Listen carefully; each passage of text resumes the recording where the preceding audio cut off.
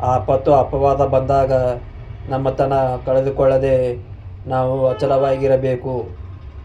ಕಷ್ಟ ಸುಖಗಳ ಕಾಲ ಚಕ್ರದಲ್ಲಿ ನಾವು ಪ್ರಬಲವಾಗಿರಬೇಕು. ಬಂಗಾರ ಹೊಳೆಯುವುದು ಬೆಂಕಿಯಲ್ಲಿ, ನಕ್ಷತ್ರ ಹೊಳೆಯುವುದು ಕತ್ತಲಲ್ಲಿ. ಅಂದ ಬಳಿಕ ತಾಪಗಳ ತಾಪತ್ರಯದಲ್ಲಿಯೂ ಕಷ್ಟಗಳ ಕತ್ತಲಲ್ಲಿಯೂ ಹೊಳೆಯುತ್ತಾ ನಾವು ಸಫಲರಾಗಿರಬೇಕು. ಪ್ರಶ್ನೆಗಳು ಪುಸ್ತಕದಲ್ಲಿ ಬಂದಿರ್ತಾವ, ಉತ್ತರಗಳು ಪುಸ್ತಕದಲ್ಲಿ ಇರ್ತಾವ. ಸಮಸ್ಯೆಗಳು ಜೀವನದಲ್ಲಿ ಹುಟ್ಕೊಂಡಿರ್ತಾವ, ಅದಕ್ಕೆ ಪರಿಹಾರ ಕೂಡ ಜೀವನದಲ್ಲಿ ಇರ್ತೈತಿ. ಹುಡುಕಬೇಕು, ಕಾಯಬೇಕು. ಯಾಕಂದ್ರೆ ಜೀವನ ಅನ್ನುವುದು ಒಂದು ಪರೀಕ್ಷೆ, ಅಂತಿಂಥ ಪರೀಕ್ಷೆ ಅಲ್ಲ, ಅಗ್ನಿ ಪರೀಕ್ಷೆ.